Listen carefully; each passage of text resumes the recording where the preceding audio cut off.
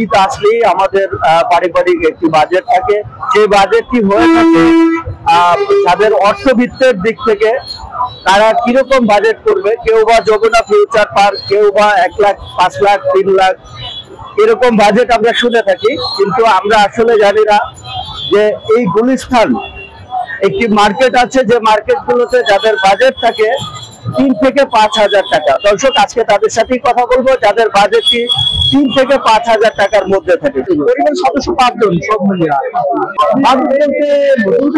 আমরা বাজেট আছে, বাজেট এরকম কিছু না। হ্যাঁ, এই 3-4 হাজার 5 হাজারের মধ্যে আমরা কমপ্লিট করতে পারবো, সীমিতের মধ্যেই, সাধ্যের মধ্যেই করবো।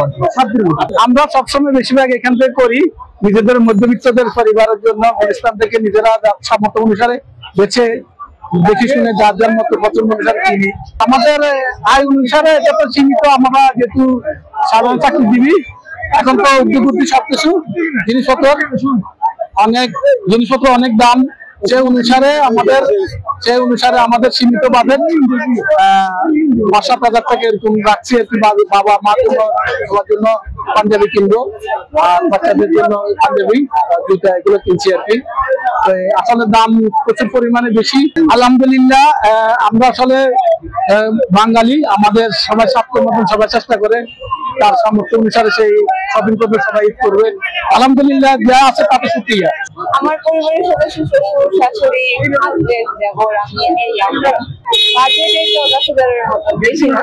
আবার ঈদের জন্য কিনতেছি, পরবর্তীতে পশুবাড়ির জন্য সেটা এখন কিনা হয় নাই, কিনবো। আমাদের মতো মধ্যবিত্ত ফ্যামিলির জন্য 10 হাজার ভিতরে হয়ে যাওয়ার কথা, সমস্যা হবে না ইনশাল্লাহ। আমার একটা শাড়ির দোকান, এখানে জোড়া 500-250 রেট, 1 পিস 250, দুটো 500 করে শার্ট বিক্রি করা হচ্ছে এবং বিক্রি করতেছি আমরা। আজকে শুক্রবার, মোটামুটি মানুষের চাপ অনেক, কিন্তু যে পরিমাণ চাপ ওই পরিমাণ বেঁচে দিলা নেই। যাদের ইনকাম সোর্স কম, মাসিক বেতনে চাকরি করে, তাদের ইনকাম কম, এরকম লোকজনই বেশি আসে। এতে তো ভালো ভালো লোকজনও আসে, মানে ওরা এখান থেকে এখানে ভালো ভালো কোয়ালিটির কাপড় চোপড় পাওয়া যায়। আমরা কালেকশনও করি, এমন অনেকেই দরদাম করে, বেশিরভাগ লোকজনই দরদাম করে। আমরা তো একদম সেল করি, এরপরেও তারা দরদাম করে, বুঝছেন। এই কারণে আমরা এটা রেট করে দিই, দরদাম করতে না হয়। যেহেতু অনেক মানুষের ভিড় জমে গেলে দরদাম করার পর যে দেখা যাচ্ছে কাস্টমার ছেড়ে দিতে হয়, যে কারণে আমরা একদম সেল করি। নিলে নিচ্ছে না, নিলে সামনে দেখতেছে। কার জন্য কেনাকাটা বেশি করেছে? তোমার নিজের জন্য? আর দাদা, তারপরে তোমার দাদু, নানু ভাই আর বাকি আছে, সবার জন্য কেনাকাটা করবা? ঈদ কেমন লাগে তোমার কাছে? আমার খুব ভালো লাগে। এখনো বলতে পারি না, সবার জন্য কেনাকাটা করার পরে, ফ্যামিলি সবাইকে খুশি করার পরে তারপরে বাজেট আনুমানিক, তারপরে আনুমানিক 2 পিস শাড়ি, এই তো আনুমানিক কত হবে? 5,000 বা